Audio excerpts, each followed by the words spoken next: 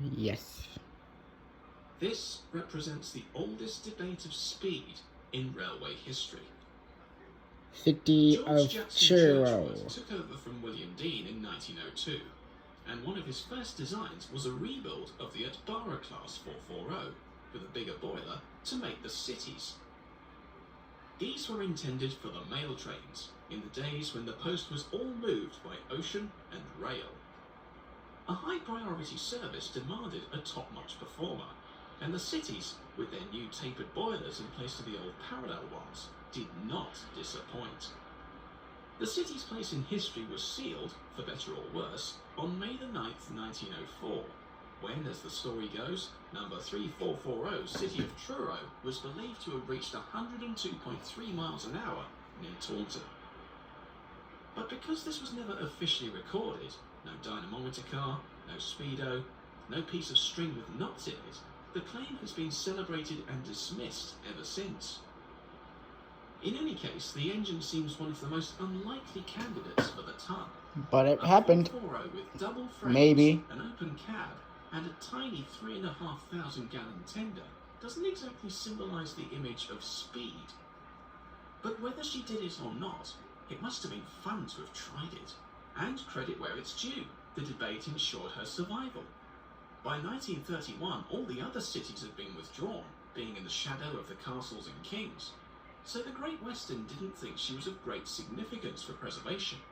But ironically, the LNER did, because they ended up preserving her in the old Railway Museum at York, which later became the base for the National Railway Museum. Ever since then, City of Truro has spent decades on and decades off between service and display. Like a cure for hiccups, her achievement, if there is one, may never be concrete.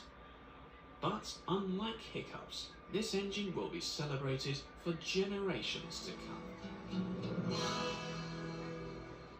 Move on. Oh, come on. Yep.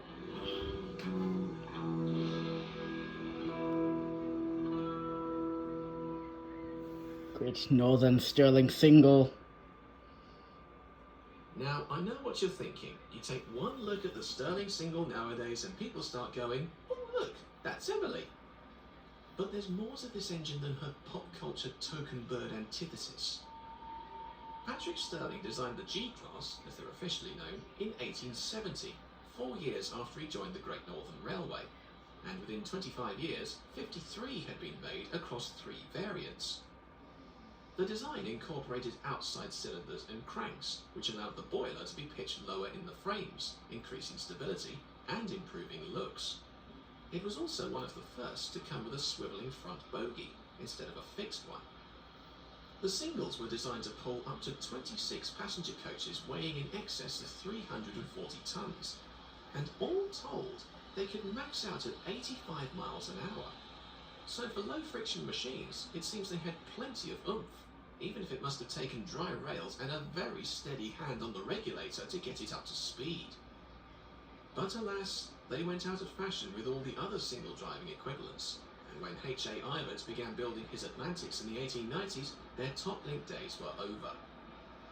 Thankfully, the Great Northern had the initiative to keep number 1 to one side in 1916, when all her sister engines had been withdrawn for scrap. And whilst being handed down through LNER, BR and National Railway Museum custodianship, she's been used in publicity stunts and cavalcades over the years.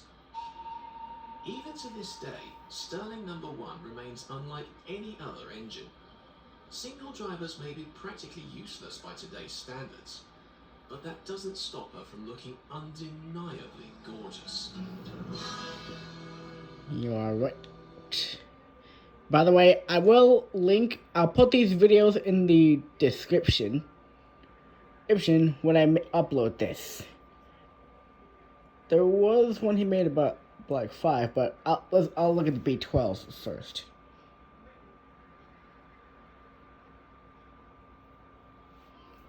Ah, you dick. Oh, I can skip it. Thank you. Essex is rarely known for nice things these days, which is a shame, because once upon a time you could see nice things there on a daily basis.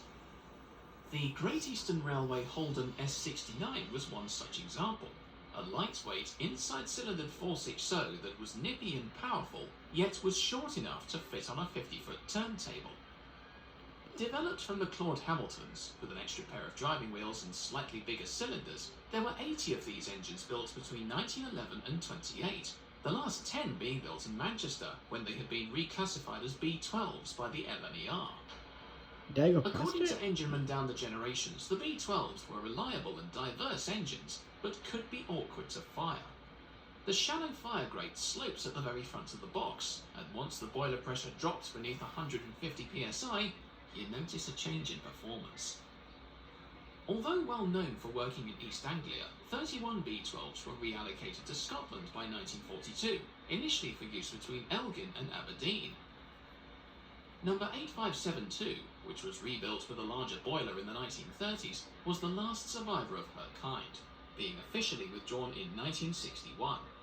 But the Shedmaster at Norwich deliberately kept this engine to one side, officially for rail tour work, though in reality, this was to allow time for someone to come to the rescue. Yeah, everyone loves steam engines, and I swear I saw something about I swear that there was one about a Black 5. Where in is it? Oh my god, great, that is great. Wait, you know what, hold on, is it here? What, look, oh, here it is. Ahoy! Oh, fuck off. On a 72-minute run from St Pancras to Leicester, the Midland compounds could manage, a 9-coach load within the specified time. Stanias Jubilees, although they were brand new, could barely match that, and the Patriots could only knock off about 2-3 minutes. One Black 5, though, managed the same run, unassisted, in 65 minutes. That's a good 7 minutes quicker than Johnson's souped-up 440s. Progress much? Footplate crews didn't take long to like them, nor did fitters and passengers, and over the years, a few modifications and experiments were carried out, such as a few with double chimneys, others fitted with Caprotti valve gear, and one with Stevenson link motion. For what they were, they also made a half-decent noise. Listen. I mean, how's this for a bar? Listen.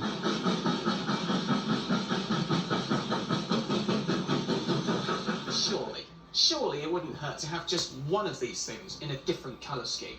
It doesn't even have to be an authentic. I mean, it could be Crimson Lake, or Brunswick Green, perhaps. Or, I don't know, something that isn't just black. Yikes. Yeah, but it would feel good to see one of these things in a different color. Maybe like a dark red or burn struck green. I don't know. No. I don't know. By the way, you know what? Forget it. I forgot what I was going to say.